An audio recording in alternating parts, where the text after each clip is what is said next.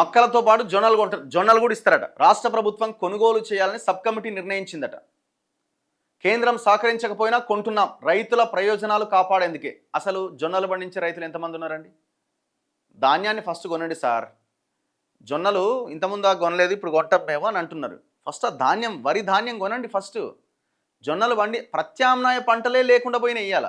జొన్నలు పండించే రైతులు ఏడున్నారు? ఎంతమంది ఉన్నారు? ఆ మక్కలు కొనండి, అది కూడా సరిగ్గా కొంటలేరు కదా. మొత్తం ఆరబోసిన ఇండ్ల ముందు ఆరబోసినవే కనిపిస్తున్నాయి. ఆ అకాల వర్షాలతో ఇంకా రైతులు నాశనం ఆగమైపోతున్నారు.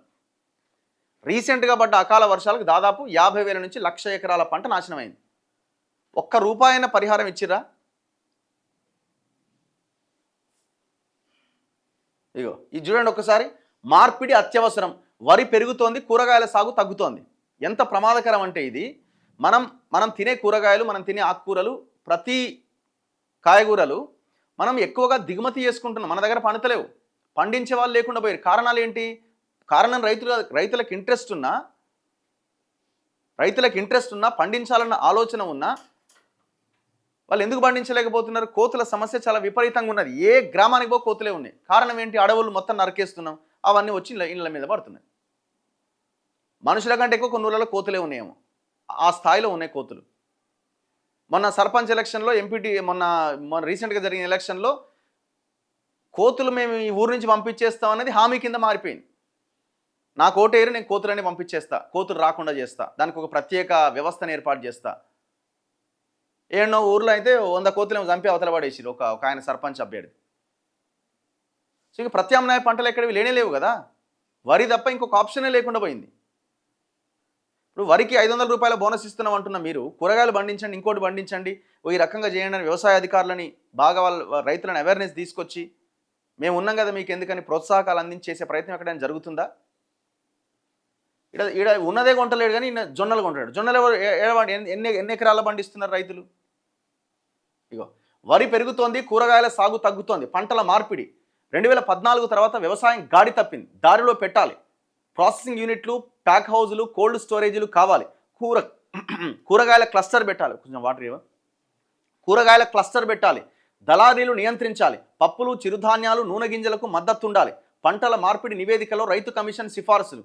పంటల మార్పిడిపై అసెంబ్లీలో చర్చ పెడదాం. నిర్మాణాత్మక సూచనలు ఇవ్వండి. కమిషన్ బృందంతో ముఖ్యమంత్రి. నువ్వు ఎప్పుడు పెట్టాలి, ఎప్పుడు చేయాలి, ఎప్పుడు ఇది చేయాలా? ఫస్ట్ కొంత బడ్జెట్ కేటాయించు. ప్రత్యామ్నాయ పంటల కోసం, వ్యవసాయం కోసం ఇగో ఈ బడ్జెట్ని మేము కేటాయిస్తున్నాం. ఓన్లీ ఇది పేరుకే, ఇది ఇప్పటి నుంచి కాదు మనం వింటున్నది, ఎప్పటి నుంచో వింటున్నాం.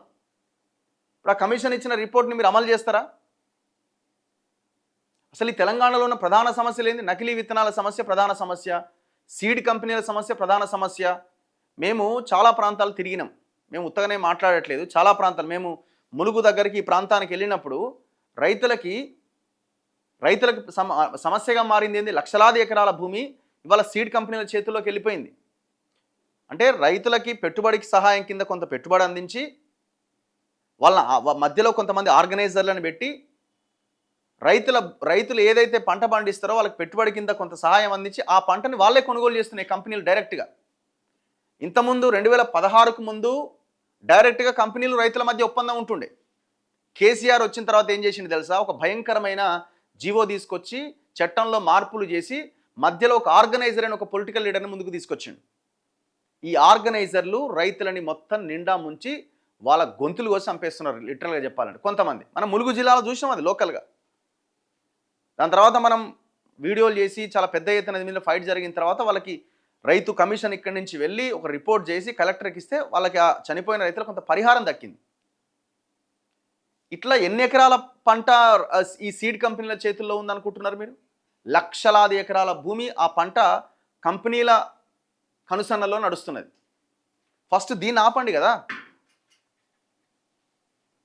దళారీ వ్యవస్థ సమస్యకు ప్రధానంగా ఉందండి. వాస్తవమైన దళారీ వ్యవస్థలో ఎవరున్నారు? పొలిటికల్ లీడర్లే ఉన్నారు. ఇప్పుడు ఇంత పెద్ద తుమ్మల నాగేశ్వరరావు మాట్లాడుతున్నాడు. తుమ్మల నాగేశ్వరరావు మనుషులే కదా.